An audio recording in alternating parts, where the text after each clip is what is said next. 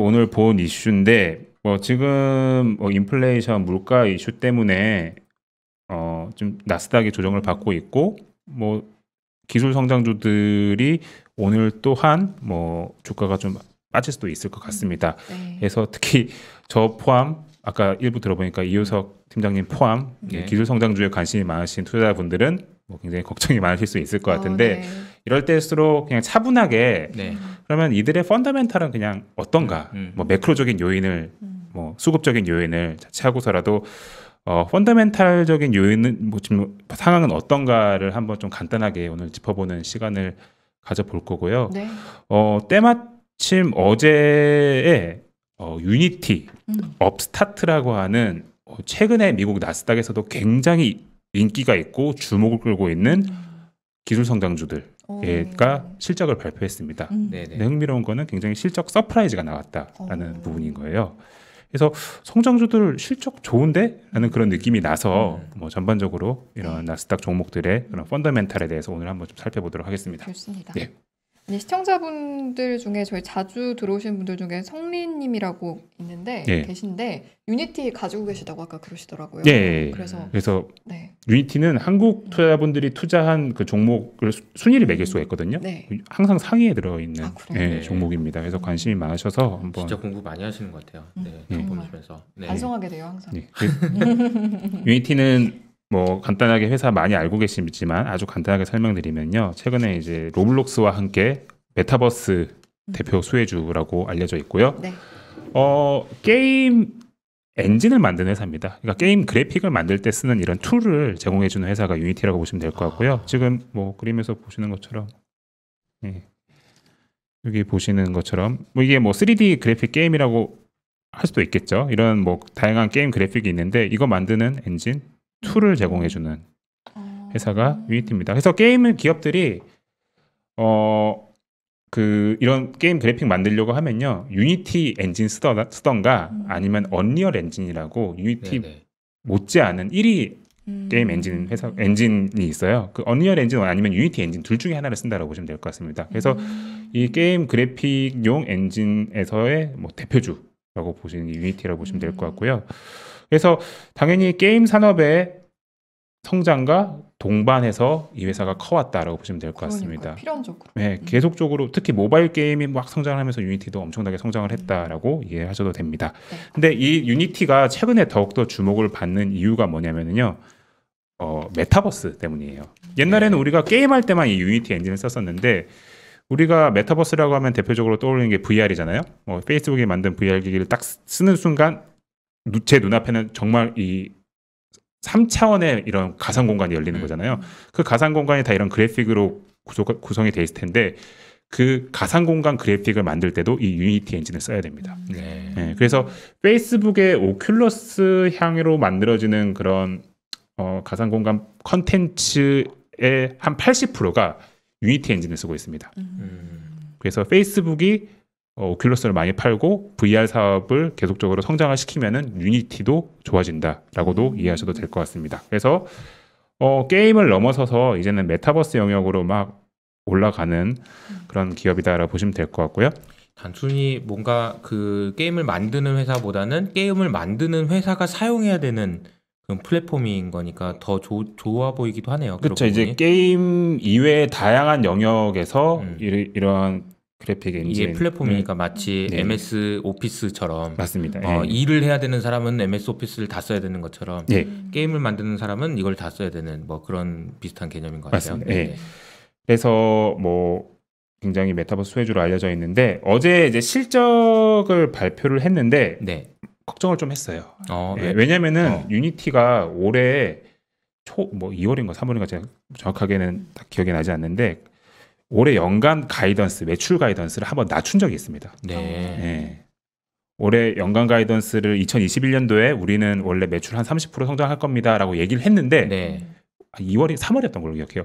갑자기 어느 순간에 우리 30%가 아니고 23%로 낮출 거야. 2월 실적 발표했던 것 같네요. 낮추겠습니다. 한 10% 정도 가이던스를 낮췄어요. 성장률을 낮췄어요. 그때 뭐 애플의 뭐 프라이버시 정책 변경 이슈들을 들면서 낮췄거든요. 그러니까 이게 유니티라고 하는 회사 막 그냥 컨셉만 들으면 엄청나게 고성장할 것 같은데 네. 정작 숫자들이 잘 안 나오네. 안 나올 수도 있는 거 아니야라는 우려 때문에 주가가 엄청나게 많이 빠졌거든요. 네. 근데 어제 실적 발표에서는 그런 우려를 좀 불식시켜 버렸습니다. 음. 그래서 내용을 좀 살펴보면요. 네. 매출이 한 2.3억 달러 나와서 가이던스를 한 10% 가까이 상회했고요. 연간 매출 가이던스를 올 초까지만 해도 30%를 줬다가 아까 제가 2월 달에 가이던스 한번 낮췄다고 했죠. 23%로 낮췄다가 다시 이걸 30%로 올렸습니다. 그래서 성장성이 계속 나온다라고 하는 그 부분을 실적에서 확인을 했고요. 네. 지금 보시는 것처럼 이런 VR 컨텐츠에도 다 이 유니티 플랫폼을 쓸 수밖에 없다라고 하는 그런 포인트가 있습니다. 그리고 굉장히 흥미로웠던 내용이 뭐냐면요. 유니티가 어제 실적 발표를 하면서 이런 얘기를 많이 했죠. 게임뿐만 아니라요. 자동차, 가전, 헬스케어, 항공 등의 다양한 산업 영역에서 우리들의 그래픽 엔진을 갖다 쓰기 시작했다라는 이야기를 했습니다. 그리고 가이던스를 올렸잖아요. 네. 매출 가이던스 생각했던 것보다 더 성장할 거라고 말했잖아요. 그 부분이 이 부분 때문에 올린 걸로 저희는 파악이 됩니다. 어떤 그러니까 거예요? 게임 이해. 그러니까 자동차 업체들이 갑자기 유니티 그래픽 엔진을 가져가가지고 막 갖다 쓰고 왜 가져갔을까요? 뭐 이런 거예요. 스마트 팩토리.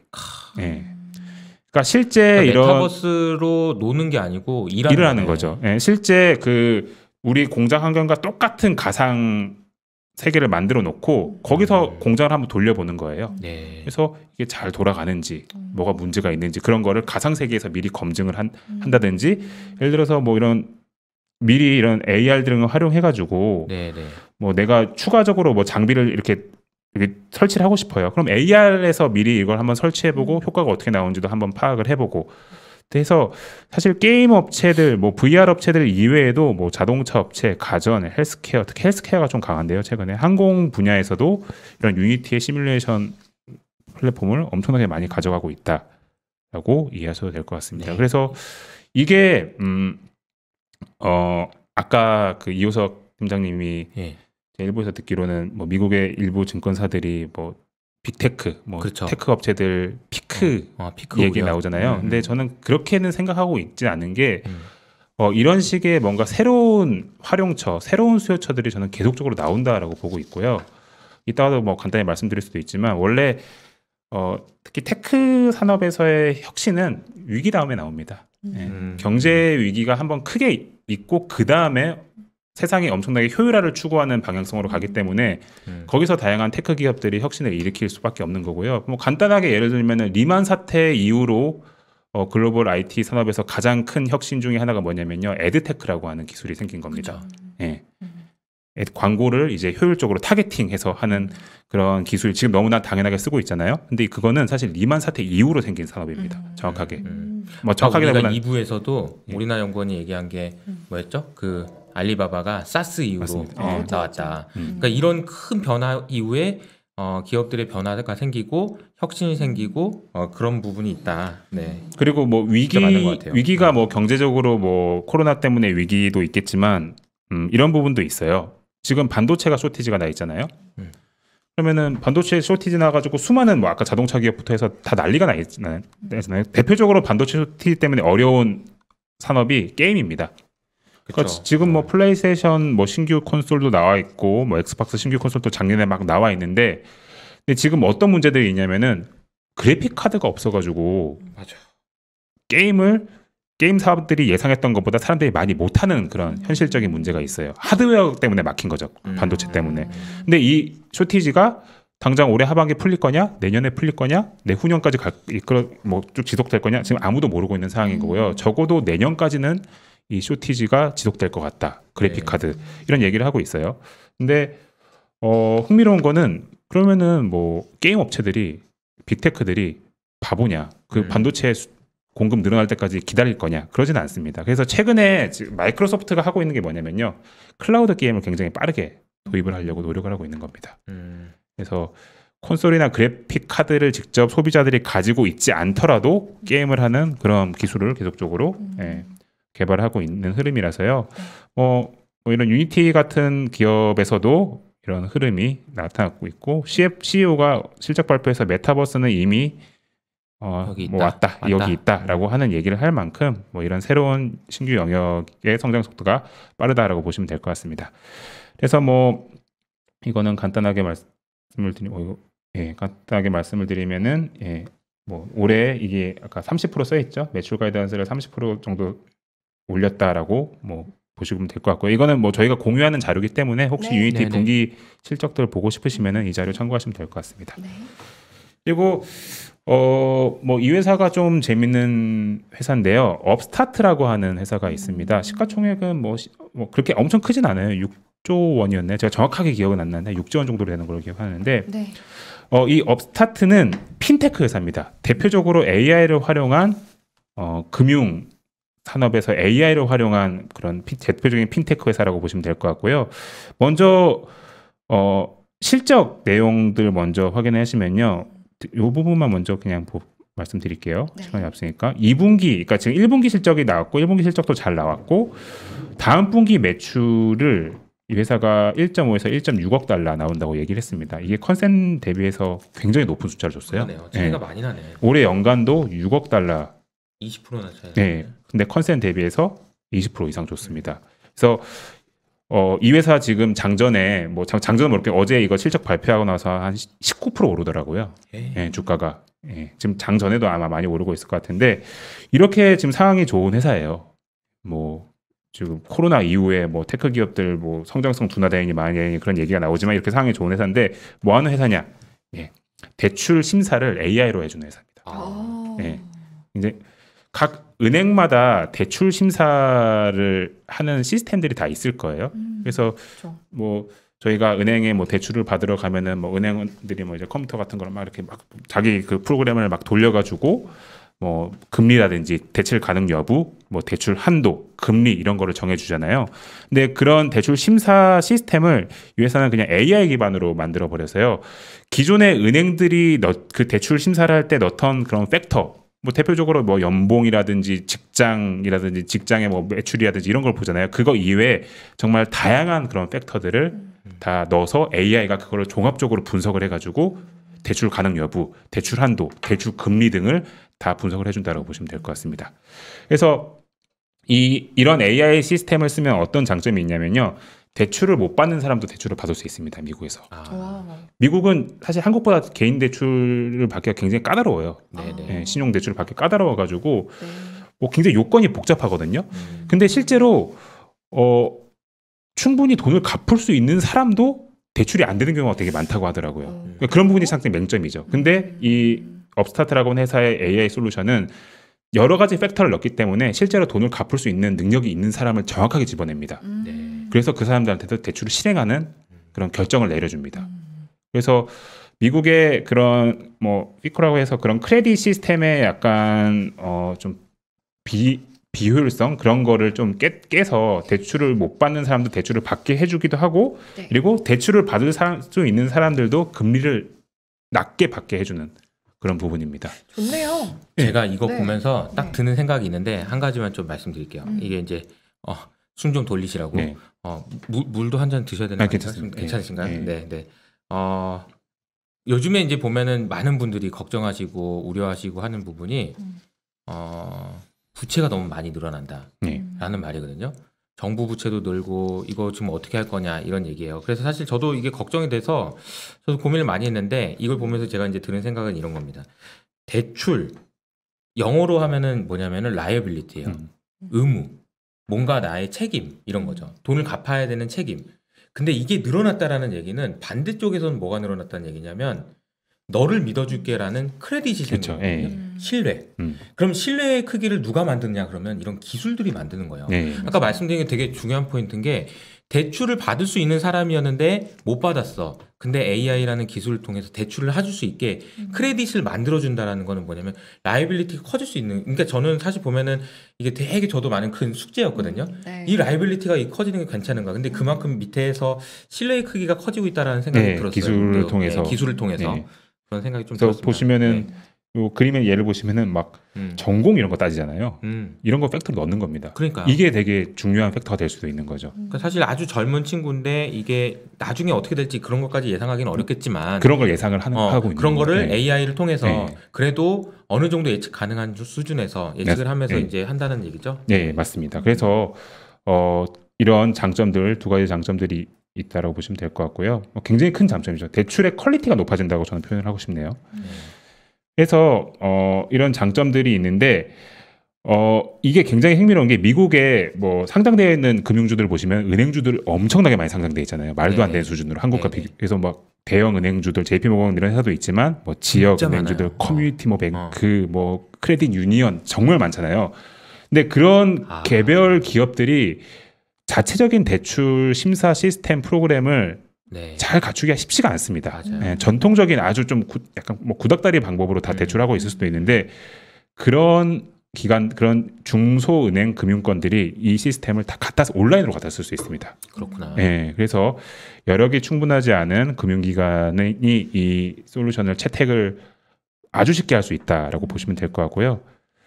그래서 1분기 동안에 이 솔루션을 통해서 이루어진 대출 건수가 한 17만 건, 최근 3개월이죠. 그리고 금액은 17억 달러, 한 17조 달러 정도가 이 AI 솔루션을 통해서 대출이 일어났고요. 이게 전년 대비해서 본다면 한 100% 이상, 2배 이상 이 솔루션을 활용하고 있다라고 보시면 될 것 같습니다.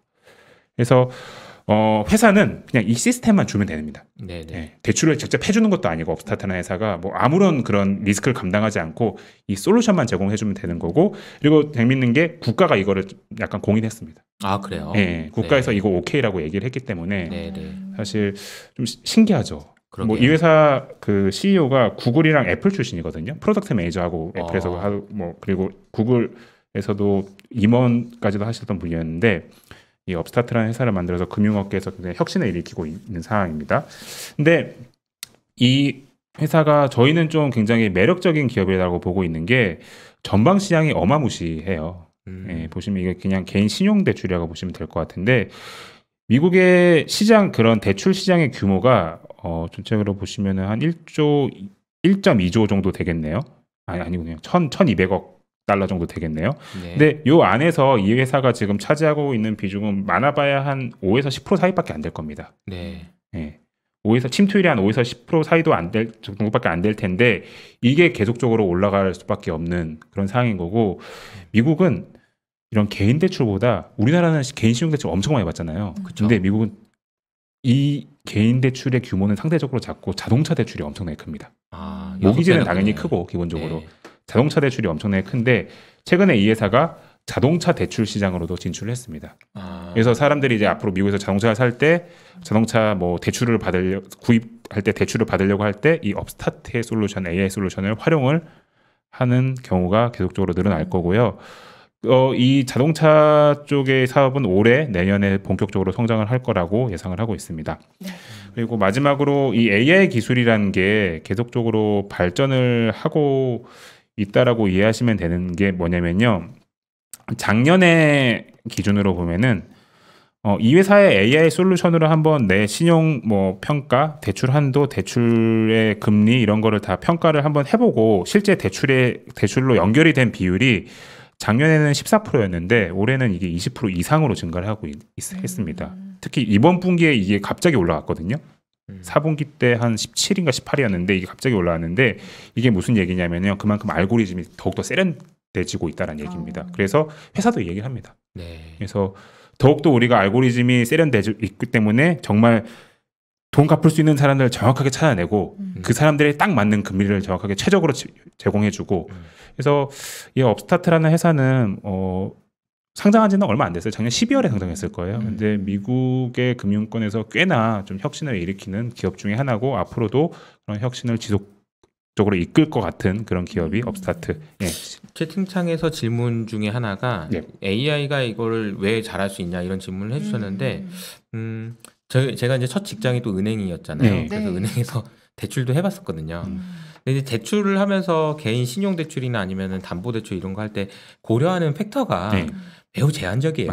매우 제한적이고 이게 이 사람이 뭐 하는 사람인지 이런 거 정확하게 입력해가지고 이렇게 하지 않아요. 이게 그래서 좀 만약에 AI를 통해서 하면 조금 더 세련된 방식으로 맞습니다. 그리고 또 하나는 이게 데이터가 쌓이다 보면은 학습을 하면서 좀 더 정확한 그러니까 정확도의 비율, 예측 비율을 되게 높일 수 있다라는 측면도 네. 되게 좋을 것 같아요. 근데 아마 이게 뭐 당장 뭐 이건 모든 걸 바꾼다 이런 건 아니겠죠. 근데 이제 서서히 조금씩 뭐, 서서히 예. 그리고 시간이 갈수록 더 잘할 가능성이 높은 그래서 침투율도 높아질 가능성이 높은 뭐 이런 게 아닐까 그렇게 생각이 됐습니다. 듭니다. 뭐 네. 간단하게 뭐 제가 또 뭐 첨언을 드리면은 네. AI가 잘한다는 건 이런 거라고 보고 있습니다. 그러니까 지금 시중은행에서 뭐 전통적인 은행에서 대출을 받으면은 그 은행이 저한테 대출을 해줄 때는 그냥 지금 저의 모습만 보고 대출을 해줄 거예요. 그렇죠. 저의 연봉, 너의 어. 직장, 너의 회사 이런 걸 보고 대출해줄 텐데 AI가 여기 도입이 되면요, 저의 한 10년 후의 모습, 20년 후의 모습을 예측을 하고 대출을 해준다라고 이해하시면 될 것 같습니다. 네. 그래서 뭐 전공도 묻고 좀 제일 잘하는 분야도 묻고 뭐 학교도 묻고 그런 거죠. 그래서 대략적으로 뭐 이런 기술의 발전을 볼 수 있을 것 같고요. 뭐 제가 방금 유니티랑 업스타트 실적 좋다, 기술 성장주들을 실적 의외로 괜찮다라고 말씀을 드렸는데 그냥 전반적으로 지금까지 나온 네. 뭐 기술 성장주들 주요 기업들 이거 좀 너무 중요한 것 같네요. 네. 이거 좀 네. 점검해야 될 것 같아요. 예, 뭐 네. 그냥 간단하게 아니, 네. 말씀을 네네. 드릴게요. 보시면은 저희가 쭉 그 주요 테마별로 핵심 기업들만 다 뽑아왔어요. 네. 네, 보시면 두 번째 페이지도 이렇게 뽑아왔는데 네. 제가 이렇게 초록색으로 칠해놓은 거는 실적이 괜찮은 회사입니다. 네. 잘 나온 기업입니다. 잘 나온 기업들. 그리고 노란색으로 표시된 거는 미발표, 아직 발표 안 했다, 중립적이다. 네. 좀 약간 불구스름한 색깔이 별로다. 두 보시면 개밖에 될 것 없네. 예, 보시면은 전체적으로 네. 다 실적은 잘 초록색이죠. 나왔네요. 네. 예.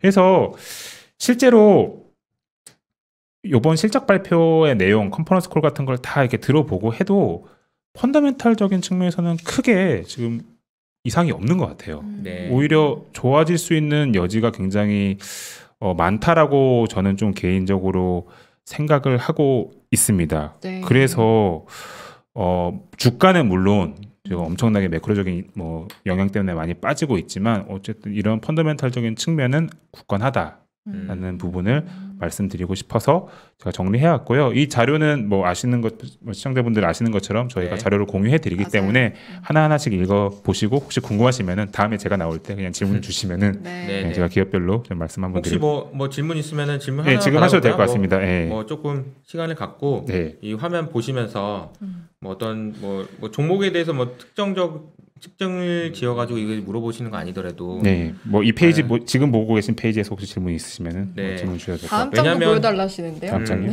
다음 장 바로 더 아니, 보겠습니다. 왜냐면 네네네. 왜냐면 그 저는 오늘 같은 날에 좀 그런 게 이제 시장이 너무 조정 받으면 사람들이 또 예민해지게 돼 있어요. 어쩔 수 없어요. 그런 부분이 있어서 뭐 만약에 이제 도움을 뭐 요청을 하시면 우리가 뭐 한 종목 두 종목이라도 어떤 코멘트를 드리는 시간을 갖는 것도 좋지 않을까 그런 생각이 들어서 네. 말씀드리는 질문이 없으시네요. 근데 네. 아마 지금 치고 계실 수도 있어요. 네. 치고 계실 거예요. 혹시 치고 치고 계시면 있어. 나중에 이거 뭐 또 네네네. 말씀드릴 내용이 중간에 있어서 정리해서 예.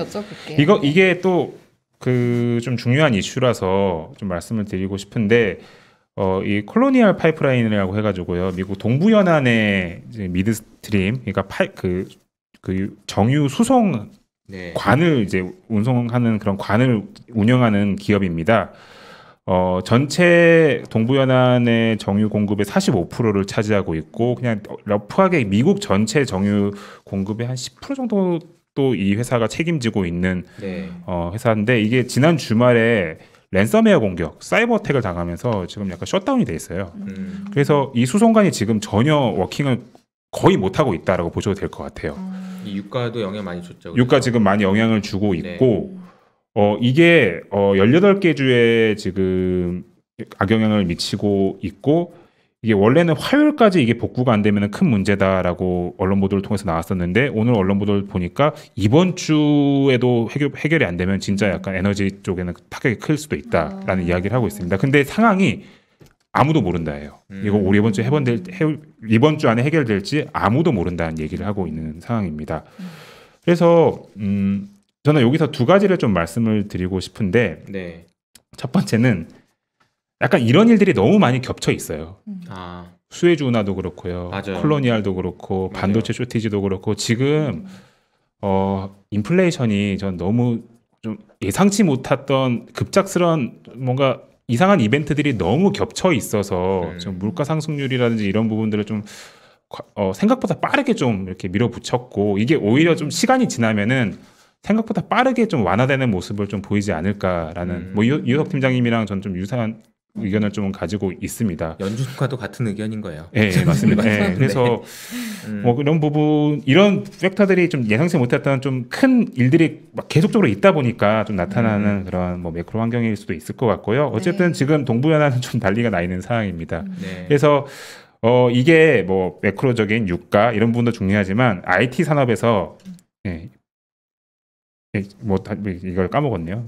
지금 미국의 이런 파이프라인이 다 멈춰 있다고 보셔도 되는 겁니다. 와. 어마무시한 길이죠. 한 8,850km의 네. 파이프라인이 다 멈춰 있는 거죠. 네. 그래서 지금 얘기가 나오고 있는 게 지금 IT 네트워크 보안의 중요성이 굉장히 높아지고 있고 뭐 최근에 며칠 사이에 뭐 미국의 주요 증권사들이 클라우드 보안, 네트워크 보안 투자가 앞으로 계속 확대될 거다라고 하는 이야기들을 많이 하고 있습니다.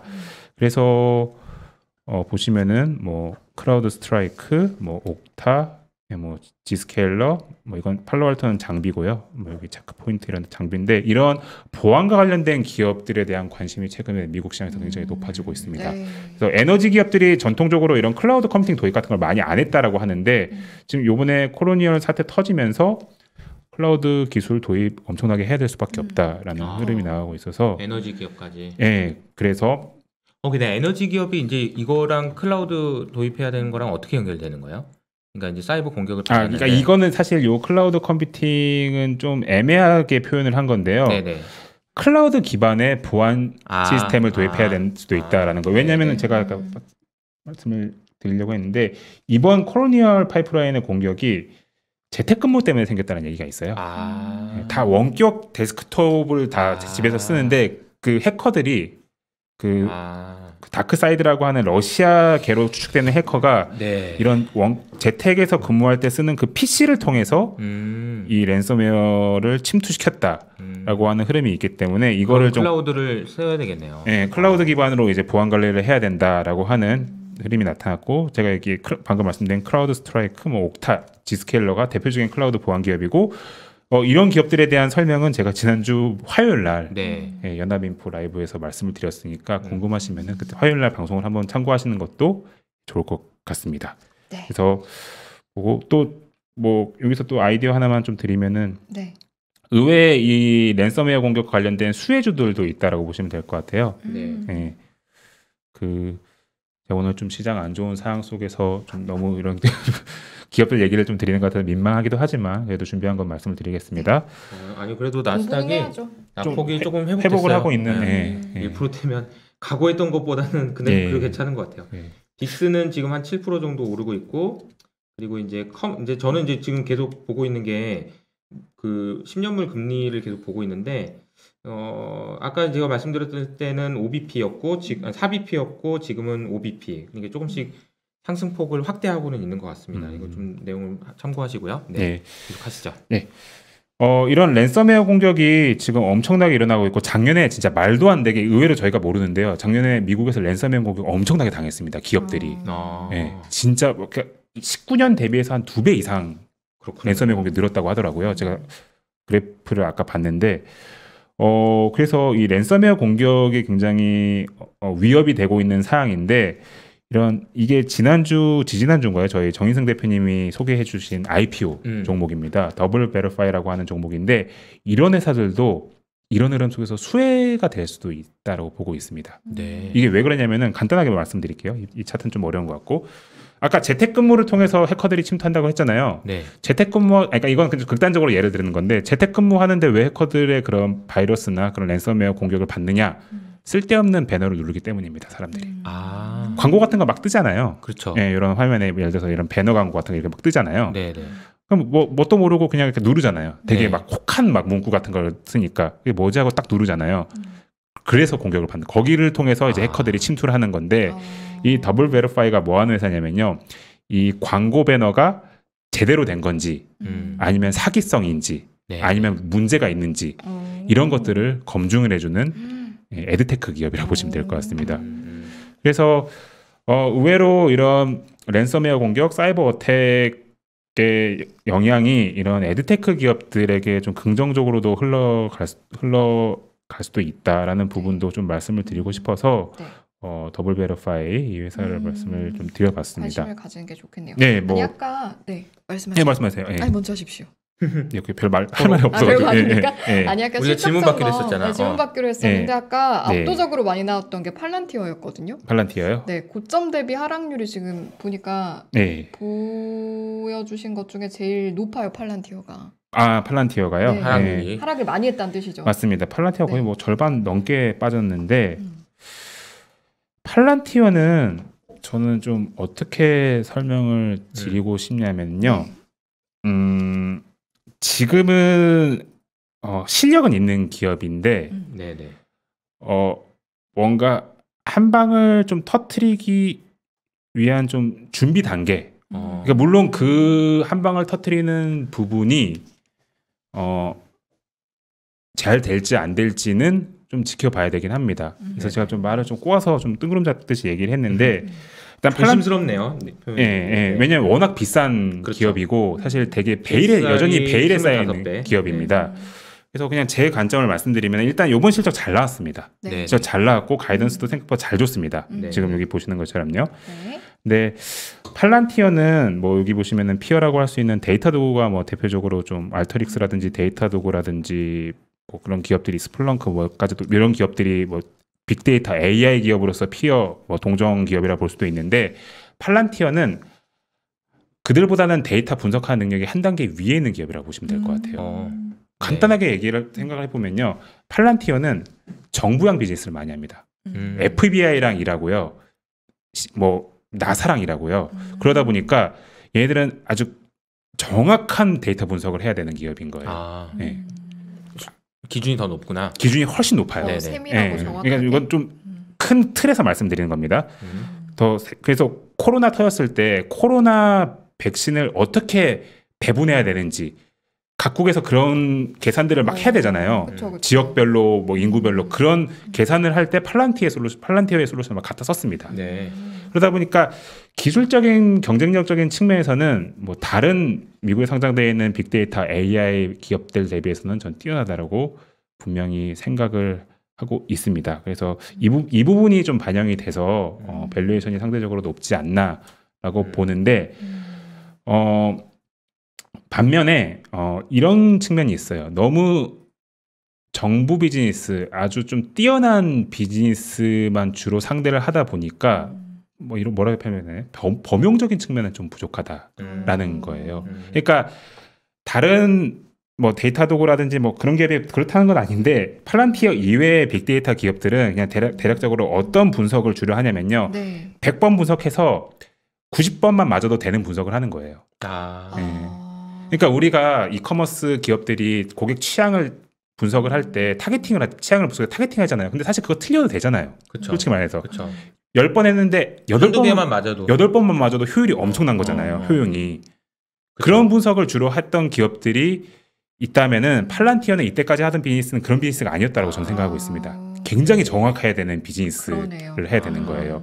그래서 팔란티어가 뭐 정부기관이나 이런 뭐 아주 중요한 그런 기업들과 일을 할 때는 의외로 좀 그런 중요성, 그래서 굉장히 좀 약간 인력들이 거기서 많이 투입이 되기도 하고요. 네. 예, 인력 뭐 솔루션도 들어가지만 인력도 많이 투입이 되기도 하고 뭐 그런 좀 부분이 있었습니다. 그래서 팔란티어가 이제 그런 정부 중심의 그런 비즈니스를 하다가 올해 이제 상장을 하면서 살짝 민간 영역으로 우리도 영역을 넓히겠다라고 지금 선언을 한 사항이거든요. 네. 그래서 앞으로 그쪽으로 계속적으로 넓혀야 되는데 그 분야를 넓히는 과정 속에서 약간 과도기에 있는 느낌이 살짝 드는 것 같습니다. 예. 그래서 설명을 해주셨네요. 예, 네. 혹시 기술력은 뛰어난데 네. 그 기술력을 활용해서 뭔가 할 수 있을지 여부를 좀 지켜보자. 뭐 그러니까 그런 그 민간 영역 아주 다양하게 브로드하게 쓰일 수 있는 그런 솔루션을 만들고 있는 단계다라고 보시면 될 것 같아요. 예. 좀 그 방식이 좀 다르고 좀 기술의 특성이라기보다는 활용 방식이 좀 다르기 때문에 좀 그런 솔루션을 좀 만들고 싶어 하는 것 같고, 결국 뭐 간단하게 해서 팔란티어도 그런 민간 기업들이 아주 편하게 갖다 쓸 수 있는 클라우드 기반의 빅데이터 AI 솔루션, 아주 그들에게 최적화된 솔루션을 만들고 있는 그런 구간이 아닌가라고 저는 좀 생각을 하고 있습니다. 네. 그래서 혹시 뭐 답변이 되셨는지. 충분히 이해가 잘 되요라고. 네, 감사합니다. 이렇게 다행입니다.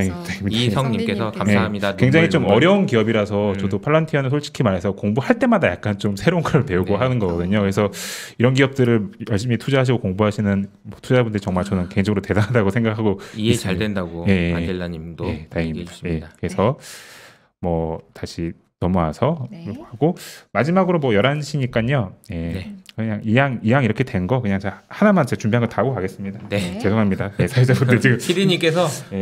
의미심장한 웃음을 수두성을 짓지만 지으셨는데 갑시다. 예. 그냥 네. 오늘 IPO하는 종목이 하나 있고요. IPO하는 종목이 하나 있고 꽤나 괜찮은 종목입니다. 꽤나 그러니까 관심을 가져볼 만한 종목이 하나 있습니다. 네네. 글로벌 E 온라인이라고 하는 종목이 하나 상장을 하고요. 이 회사가 무슨 회사냐면요.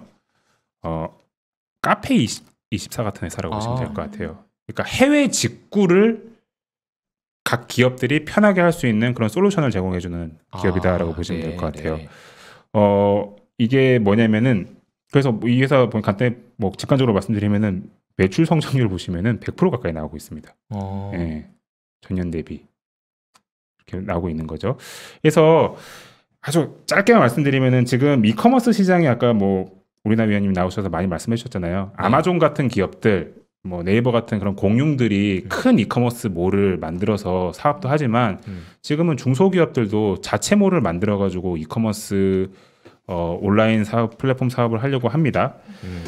근데 그들이 직접 그런 이커머스 플랫폼을 구축할 능력이 안 되잖아요. 그쵸. 그래서 그들이 선택하는 기업들이 쇼피파이, 미국을 기준 빅커머스, 그렇죠. 그러니까 온라인 몰 플랫폼을 제공해 주는 거예요. 네네. 예.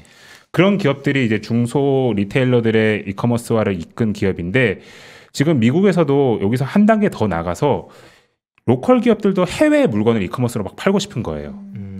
근데 그런 거를 누가 이렇게 연계해주고 뭐 그런 홈페이지를 만들 때 언어도 번역을 해주고 뭐 네트워크 물류망도 이렇게 구축을 해주고 풀필먼트도 해주고 그런 걸 누가 해줬으면 좋겠는데 네네. 그런 거를 해주는 기업이 이제 글로벌 이 온라인이라고 하는 회사다라고 보시면 될 것 같습니다.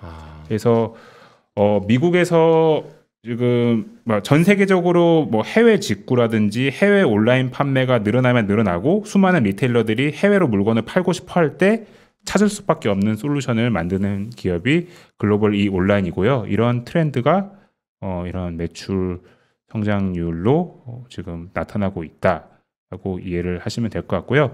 네. 대표적으로 쇼피파이와 같은 기업도 이 글로벌 이 온라인에 좀 직접 투자를 했습니다. 그래서 뭐 쇼피파이가 인정했다는 얘기가 투자를 했다는 얘기구나. 네, 투자를 해놓은 상황입니다. 그래서 오늘 밤에 상장을 하고요. 공모가가 25불로 지금 일단 정해진 걸로 제가 좀 전에 봤고 밸류에이션이 아주 미칠 듯이 비싼 건 아닌 것 같아요. 이 공모가 기준이라면은. 네. 네, 그래서 IPO 기업 중에서 일단 공모가 기준으로는 밸류에이션이 나름 매력적으로 나온 종목 중에 하나가 이 글로벌 이 온라인이라고 하는 기업입니다. 그래서 오늘 IPO 종목 하나 그냥 짧게 말씀드렸습니다. 네. 감사합니다. 알찬 시간이었네요.